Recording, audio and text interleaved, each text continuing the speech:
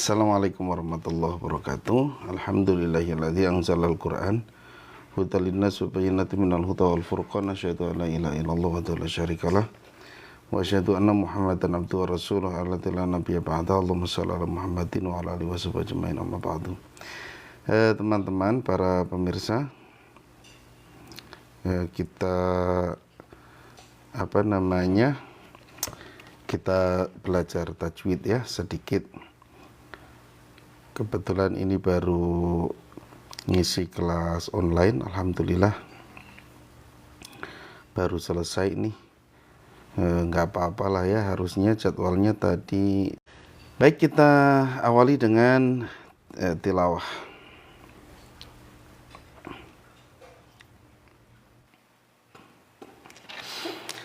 A'udzu inna fi khalqis samawati wal ardi wa ikhtilafil laili wan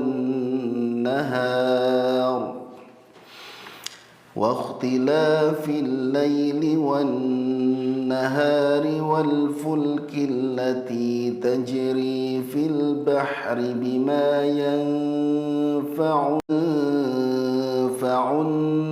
الناس وما أنزل الله من السماء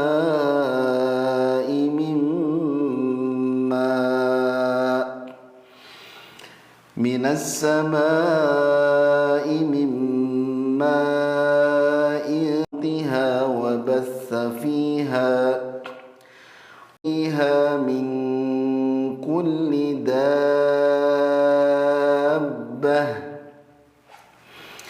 وتصريف الرياح والأرض بين السماء والأرض لآيات لقوم يعقلون ومن الناس من يتخذ من دون الله أندادا يحبونهم كحب الله والذين آمنوا أشد حبا لله ولو يرى الذين ظلموا إذ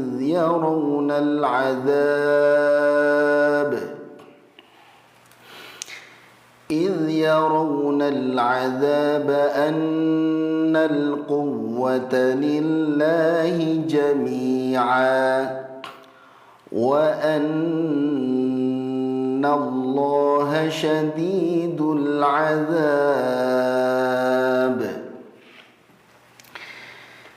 إذ تبرأ الذين اتبعوا من الذين اتبعوا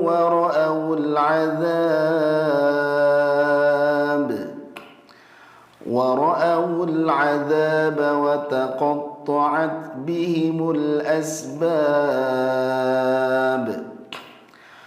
وقال الذين اتبعوا لو أن لنا كرة فنتبرأ منهم كما تبرؤوا منا كذلك يريهم الله أعمالهم حسرات عليهم وما هم بخارجين من النار يا أيها الناس كلوا مما في الأرض حلالا طيبا ولا تتبعوا خطوات الشيطان إنه لكم عدو مبين إنما يأمركم بالسوء والفحشاء وأن تقولوا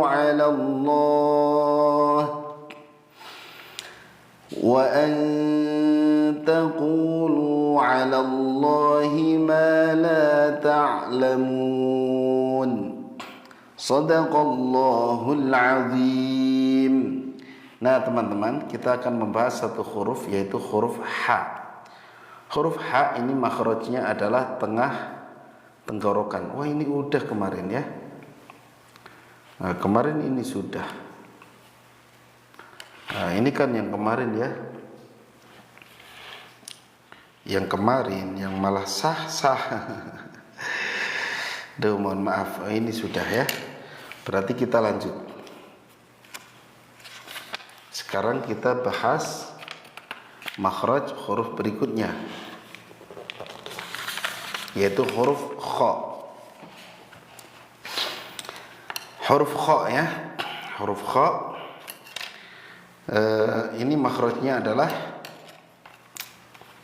tempat keluar huruf kha, yaitu tenggorokan terdekat atau adnahu ghainun kha'uha, ujung tenggorokan. Jadi di sini nih sudah dekat ke lidah ya, sudah dekat ke lidah. Tenggorokan paling ujung sini, atau kalau dari struktur badan kita paling atas lah ya. Nah, gitu.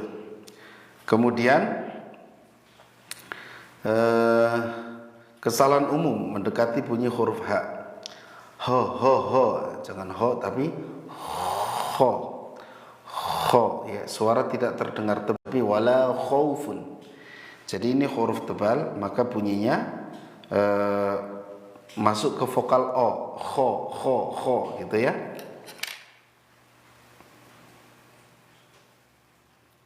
Ya, bunyinya masuk ke vokal huruf o, kho. Jadi rahangnya diangkat karena dia tebal. Kenapa bisa tebal? Kita lihat sifatnya. Sifatnya yang pertama hamas, dia mengalir udaranya, kho ya, kho. Kemudian rukhawah, mengalir nafasnya,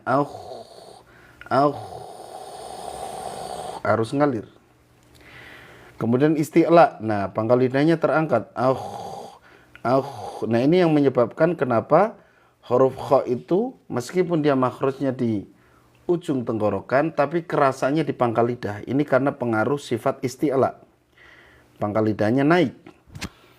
Kemudian ada gesekan yang disebut dengan ihtizaz, sehingga suaranya kayak yang ngorok gitu ya. Kemudian infitah, lidah menjauh dari langit-langit, tengah lidahnya tidak terangkat, atau aula, tengah lidahnya tidak naik. Kemudian ismat, sulit dikeluarkan atau sulit diucapkan menurut lisan Arab, atau jauh dari tempat keluar, karena tempat keluar itu di bibir. Nah ini ada di tenggorokan. Di antara 5 sifat huruf kha yang harus diperhatikan adalah sifat hamas, rukhawah, dan isti'la. Hamas berarti mengalir udara, harus ngalir. Isti'la tinggi atau tebal ya, kho. Kemudian apalagi tadi, rukhawah, ngalir, udaranya ngalir. Ya gitu. Jadi kalau membaca huruf kha, yang benar ngorok atau tidak, yang penting ada ihtizaznya. Adapun yang mengatakan ada yang mengatakan oh ngorok saja, yang penting tidak berlebihan, kalaupun kayak suara ngorok ya gitu. Bagi penganut yang nggak ngorok ya silakan aja, tapi saya itu sudah dibenarkan, nggak pernah dikoreksi. Jadi adapun yang bilang harus bersih ho ya silakan aja, tapi syaratnya harus talaki dengan guru yang mengajarkan begitu. Kalau hanya lihat di medsos saja ya secara keilmuan tidak sah. Kita harus talaki dulu. Jadi kita nggak boleh berpedoman, wah menurut ulama ini katanya nggak boleh ngorok kok. Loh, emang sudah talaki dengan beliau? Belum, tapi kan ada penjelasannya di medsos. Ya itu kan melalui medsos, nggak pernah ketemu secara langsung, jadi nggak boleh jadi landasan, nggak bisa jadi landasan. Yang jadi landasan adalah talaki kita. Ya, talaki itu apa? Kita menyetorkan bacaan kita ke orang yang berpendapat itu. Kalau kita nggak talaki, ya secara keilmuan kita nggak bisa dijadi, ya gitu. Jadi nggak menyetorkan bacaan huruf kha misalnya. Sudah menyetorkan misalnya murid beliau atau dengan muridnya beliau lagi, itu nggak apa-apa landasan. Itulah pentingnya belajar Quran itu harus talaki, harus ada guru, ya gitu. Nah, sepanjang ini saya talaki ke guru-guru saya, kok itu biasa aja ngorok, akhraja, ya, akhraja minha, nggak masalah. Ya, gitu ya. Kenapa? Karena ada ihtizaz. Tadi pangkal lidahnya terangkat sehingga ada gesekan. Kenapa harus ada gesekan? Kan dia rukhawah, ngalir. Semua huruf rukhawah, semua huruf yang punya sifat rukhawah itu nggak boleh nempel banget. Jadi harus ada rongga untuk mengalirkan suara. Maka hati-hati ketika mengeluarkan huruf rukhawah, jangan sampai padat, nanti jadi syiddah. Ya, itu saja teman-teman. Ini sebentar saja, mohon maaf. Nggak bisa lama ya karena sudah malam juga. Sampai jumpa di live berikutnya. Insya Allah kita ketemu lagi besok ya. Pada maghrib kalau nggak salah kita belajar adzan. Baik, itu saja, kita cukupkan.